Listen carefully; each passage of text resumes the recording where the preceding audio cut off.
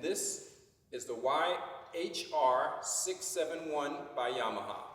This is the newest model of horn that Yamaha has produced, and as you can see, it's a beautiful instrument.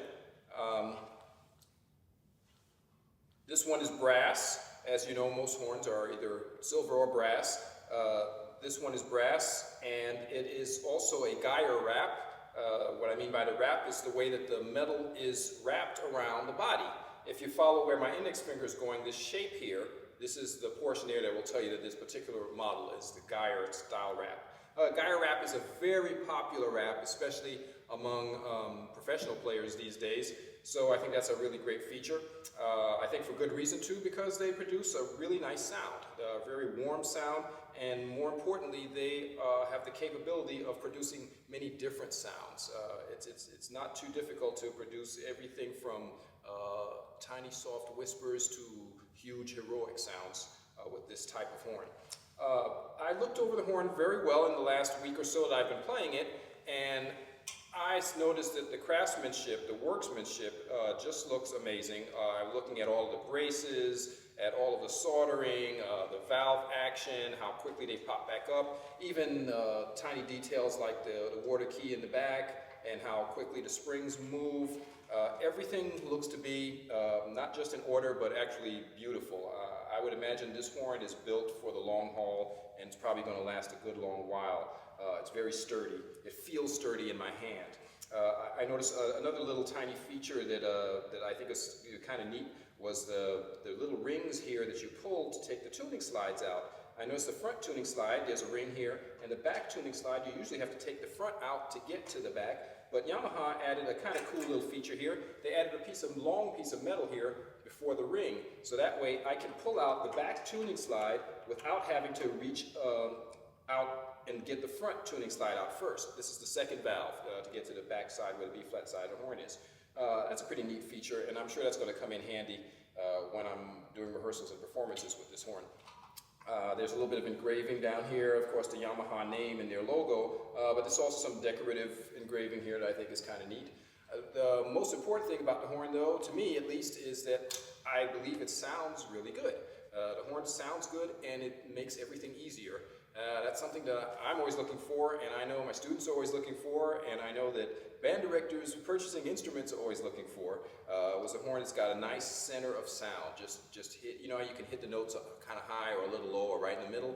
This horn has a very nice center, which makes your accuracy better, and who doesn't want a higher percentage of accuracy?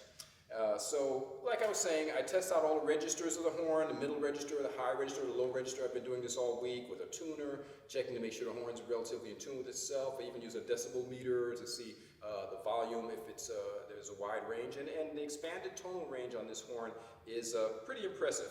I played a Yamaha 667 before. I used to play one, and this is significantly improved tonal range, I would say, on this horn, with just the amount of tone colors that you could get on this horn. There's so many more.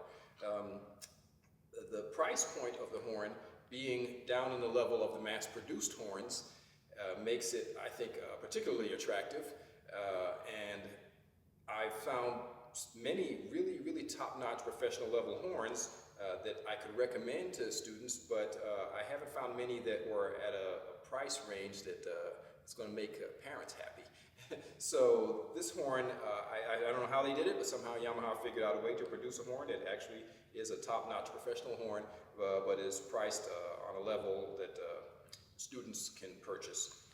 Anyway, as I was saying, I try the horn out. I play a few little middle register notes because that's a register that we play in almost all the time. That's where we live. That's where most of our bread and butter is going to be. So I'll play something like this, perhaps.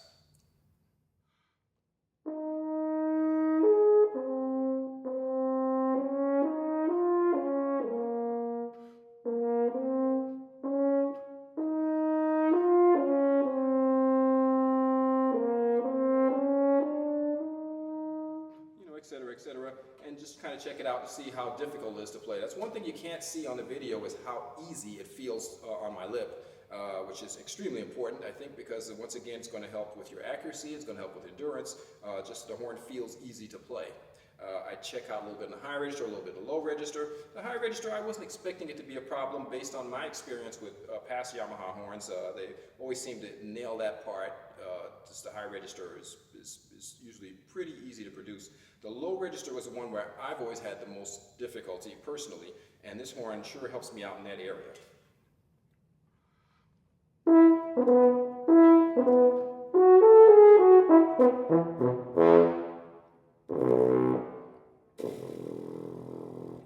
So, as I said, the very lowest notes are relatively easy to produce on this instrument. I checked it out, made sure, of course, the high notes, which I was expecting the high notes to be great on this horn, based on the history of all the Yamaha horns I've ever played, and this one definitely didn't fail me in that area.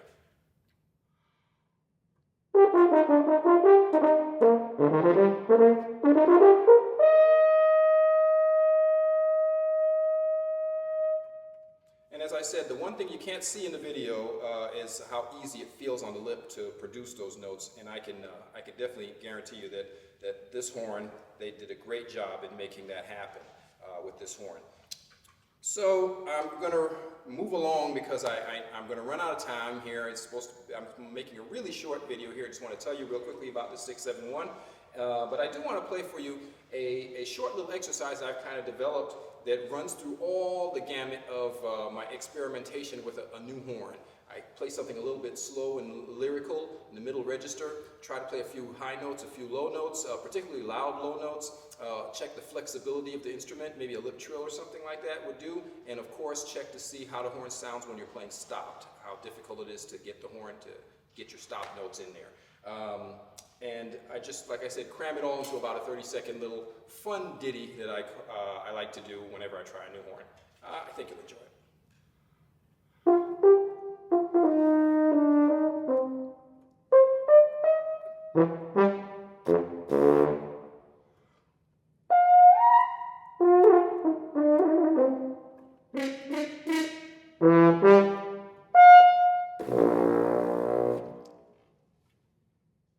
So, as I was saying, I'm going to run out of time here shortly, but I want you to remember that I'm Joe Lovinsky, and more importantly, this is the YHR-671 by Yamaha.